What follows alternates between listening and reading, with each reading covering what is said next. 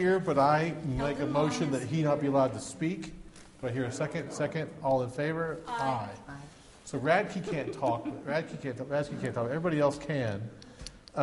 So the way you do a public hearing, y'all, is public. You just make sure that if there's a ton of people, you want to have rules, about how long and who goes when. If there are sides, you tend to alternate sides. But in this, I think we would just have an open discussion. The council's here. They don't have to be, but they are here. They're interested in what's going on. They're not acting as a council, so they're part of the public just like everybody else in the audience right now. And what you want to do is ask questions of staff, of the council if you wanted, of me, of each other, and have this discussion and try to come to, some consensus about additional questions you may have when we can convene the council. So let the hearing begin. Yes, ma'am? Do you know how to crochet? I do not know how to crochet. I cross stitch and I knit, but I can't crochet. Do you need help? Do you need help? Right. Well, Not all at once. I hear a cricket in the corner of the room. So it is. Let me tell you all where we are, and I'll do this now and want to do it maybe as long in the council meeting. Since our last meeting, First Tee and their team of lawyers has negotiated with your team of lawyers. I do mean team of lawyers, because we use the contract and transactions guy in my office, in our office, I should say, a partner of mine. And they've come up with that thing that we talked about last week, which is a letter of intent to go forward. So I think the most important thing for everyone to maybe understand right now is there is no binding lease or contract before the council tonight. Okay? There is a letter of intent for the council to consider, and if they choose to adopt. All right? That will allow First Tee to begin in earnest the most important part of the project, which is going to be paying for it. And they'll begin fundraising and maybe financing, okay? And they will have until December 31st to complete that. If they can't get it done to their satisfaction, really not our satisfaction, but to theirs, in other words, they can't do the project, it'll be all bets are off, okay? And we'll all walk away and shake hands. It'll been a great experience. If they can, then we will enter into a lease. Many of the terms of that lease are anticipated in this letter of intent, so we don't have to go and start all over again. We kind of know where the other party is, okay? So you'll see terms in there, and we can discuss those, and I know I'm very comfortable with them, and I think that you may be as well, City Council and public. But I'm not saying I'm comfortable with the project. I'm saying I'm comfortable with the legal terms and the obligations of the city and the responsibilities of the city and First Tee in what would be anticipated as a lease. So I'll go over, since still no one is asking questions yet or have any points. Yes? I have just a question, Tom, just simply about the meaning. And this is, I realize that this is just an exhibit. Yes, ma'am. But under utilities and maintenance, the last sentence there, leasee shall not commit or suffer to be committed any waste on the leased premises or any nuisance. I'm just curious exactly what that means. Right. Waste and nuisance are legal terms that have to do with land use. And nuisance, let's just take that one first, is a legal term, a term of art, that means that your use of your land is so onerous or odoriferous to neighboring landowners that the court is going to come and say, stop using your land that way. And waste is the same thing. It is your use of your land is so irresponsible that even its own deterioration is affecting others. So we're going to make sure that First Tee uses the land responsibly. Okay. It is boilerplate language. Okay, just was curious exactly what that meant. Okay, so here are some high points of the document that you guys will consider in that this is setting out some of the major points of the relationship that's anticipated between First Tee and Lowell if this were to go forward. There would be a non-binding roadmap adopted tonight, okay? And it's a roadmap to our eventual goal, if you all wanted to do it, which is sort of a partnership with First Tee to build a facility that would eventually become the City of Lowell's facility on the City of Lowell's land. The City of Lowell would never lose its land. It would lease its land, though, for a period of 25 years. And after that time, the things that were built would become the property of the City of Lowell. You would love it if it was successful. First, he would just keep on doing what they're doing. You know, the relationship wouldn't change as much. But that would allow First Tee to get the investment that they're going to have to make back out of the facility. If they cannot get their financing, then this project wouldn't go forward. Also, this document is absolutely essential to First Tee because it shows their potential donors or financiers that the city is serious about the relationship. So that's why the document, the letter of intent, is so important, because without it, how can First Tee go to a donor and say, hey, we want to do this, and do you have a commitment from the city to donate the land, the biggest chunk? And they go, well, we're not sure yet. So this makes them reasonably certain. It shows the city's intent, the seriousness of the city. You mentioned the exhibit. The exhibit sets forth some terms that we anticipate will be in the lease. The nice thing about that is a lot of that work has been done. You've got Exhibit A is, I think you have Exhibit B in black and white, maybe. Okay. Here it is in color. This is different. So the Exhibit B that Justin had was the old one. Oh, okay. Sorry about that. Yeah. A new Exhibit B. Now, a couple of important things. The facilities themselves, the golf course, the buildings, the pro shop, the snack bar, things like that, will go through the Lowell planning process. Speaking for Keith, I know that'd be a question that he would ask. You know, I think there's a special place in Keith's heart for the planning commission, and he would say, hey, will the city of Lowell be able to sort of control or at least oversee or apply its own rules to the design, installation, inspection? It'll be inspected by Lowell inspectors. It'll be passed on by Lowell Planning Commission. So your rules are going to apply. The exception to that are going to be fees. You're not going to charge, if you were to adopt this, the capacity fee, the development fee, the license fees and permit fees and such. The reason being is it just kind of makes sense. You're sort of building your own facility with the help of this private company. You kind of be charging yourself fees. But any fees that go to Springdale, by agreement with Springdale, will be collected. Okay? So we won't violate any of our agreements with other parties. But our own fees we would waive if you adopted this.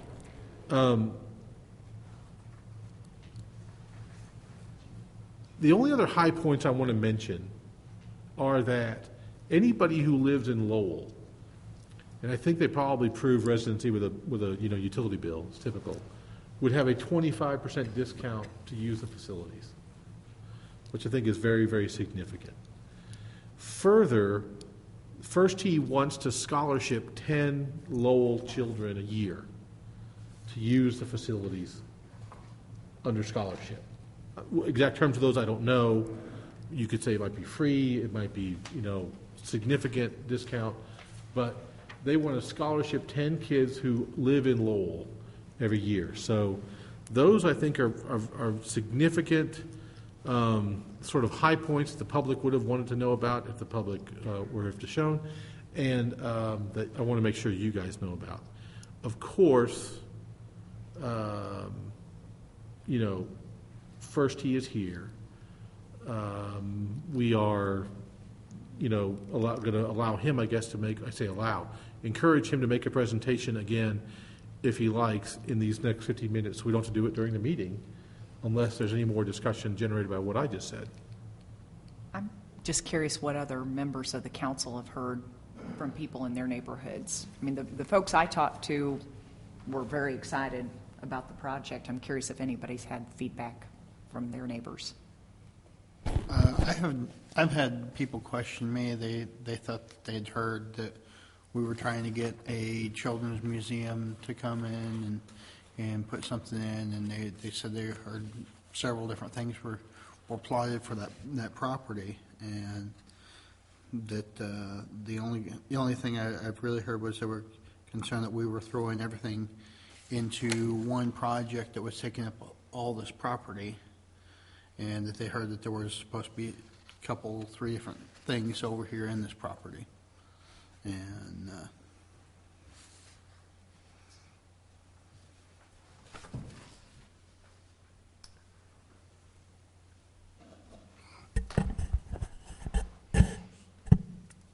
please. I've heard no negative statements. I've asked a lot of questions at the business of people coming in and out. I've heard no negative statements about it. If you're going to do it, you need that much space to, 3-hole. I think it's a great idea myself, and I've heard no negative. So. I would agree. I've heard nothing negative. Everyone I talked to about it, excuse me, has been excited about it. I'm tired of seeing a big overgrown field, truth be told. So I think I'm for it. Golfers I've talked to have had real positive things to say about your organization too. So I've heard really good things just from.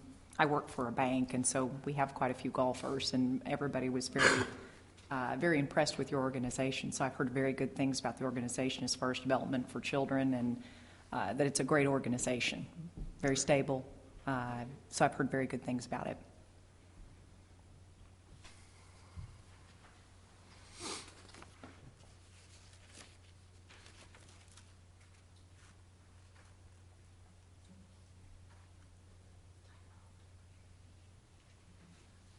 Mr. Radsky, what do you think about a first tee golf course? And oh man, I shouldn't have said that, should I? No, one thing I want to say is that the points the councilman brought up at the previous council meeting, you all understand about the old wire road up on the park property, and you're clear about that. You seem to not act like you weren't in the loop on it or something. Is everybody satisfied with that? I see it, but when I look at that, I see a 5-lane road being right next to where we have children playing, and that does concern me. I mean, we have kids on bicycles, we have kids in soccer fields, and a walking track right by this. Well, I think the time the plans are created by the highway department, we can ask for a fence or something to separate it from the actual park, only at the intersections, I think that would be within our we can do that. But the other thing is they'll have sidewalks. Right now they're on a road that, when there are no sidewalks on a wide road at all. There's no safe place to walk, there's no trails, nothing like that. So if you're adding those things, that can, I think that's a big positive. I wasn't really alluding to the sidewalks, but I was more saying a barrier between, kids playing and a 5-lane road. I mean, we don't have anything on 71 that's, no park. We don't have any parks or any schools or anything, so we haven't had to experience that in the past. But could you imagine having one of our parks right there on 71 Business? I think that's kind of what I'm looking at is that's a comparable road, and that would be a comparable scenario. I definitely have to see some kind of safety measures go into place before we even consider going forward with that. Well,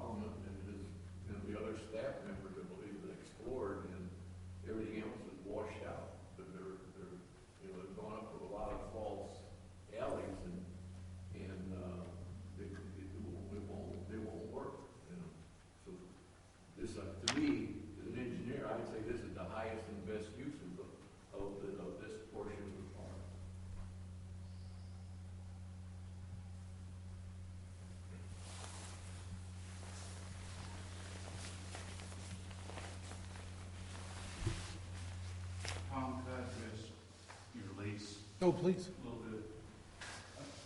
So the lease would, in 25 years, the property and the structure and work back to the property, correct? Yes, sir. What provision is in there in case something went wrong between now and 25 years, obviously, because again, you know, loans, default loan, would they be able to find a new purchaser for that, or would that, what would be the state of that property in a situation like that, say 7, 8, 9 years down the road? And that was anticipated. And so, Eldon, the most important part, and it was actually, it's fortunate that the city is bound by constitutional restrictions that won't allow it to use its property to back any kind of private organization. These are Depression-era constitutional amendments that came about because municipalities tried to help prop up private businesses in that era and got into deep trouble. And so since then, most states don't allow this, but Arkansas is one of the more strict. It doesn't allow the city to make any kind of donation whatsoever, that's Article 12, Section 4, or to be in partnership with any kind of private industry. So the ramifications for this particular relationship are going to be that where it'd be terrific for First Tee to be able to build and mortgage some buildings, they won't be able to because those buildings will be on city property. So that, and then also in, if regard to disaster and bankruptcy and lawsuits, those protections are also written into the lease. It triggers certain protections for the city and for First Tee so that those buildings can't be, put it this way, they'll never belong to a third party that we don't anticipate. Okay? They'll always come back to the city. So it's a great question, and it was actually a point of negotiation, But it is exactly right.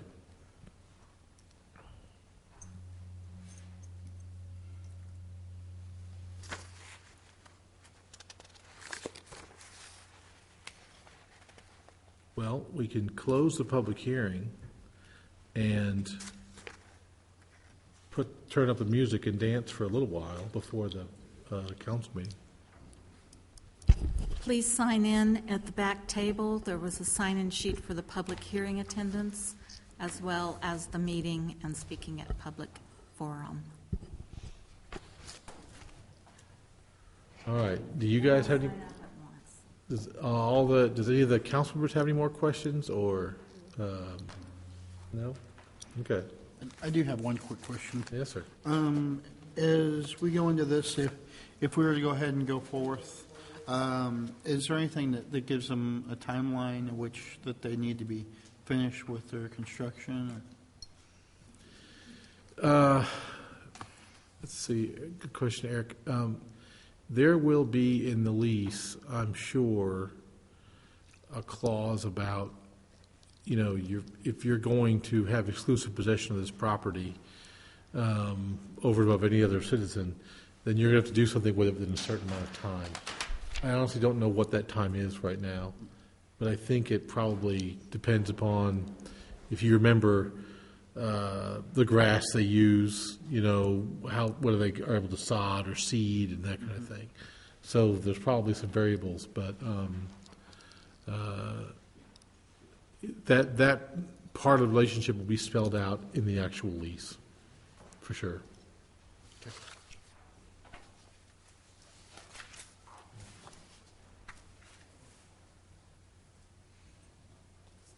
I had a question. Does First Tee ever do competitive? Do the participants ever compete, or is it all instructional? And is there ever like a tournament or a? Well, we have this year we're going to start a junior tour where the kids will be competing at various golf courses around the region. Mm-hmm. But we have a number of opportunities where they compete with other First Tees. So we have quite a bit of that going on. And is that at regular golf courses, or do they ever compete at facilities such as the one you anticipate here? Oh, I'm sure that we will have competitions here, but it'll be not the type of competition like a tournament. Right, not multi-state, but maybe people from around surrounding areas would come here. Okay, that's just what I was curious about. All right. Well, you guys, let's close this public hearing, allow everyone to refresh themselves for the meeting that will start in 6 minutes. So I'm going to close the public hearing.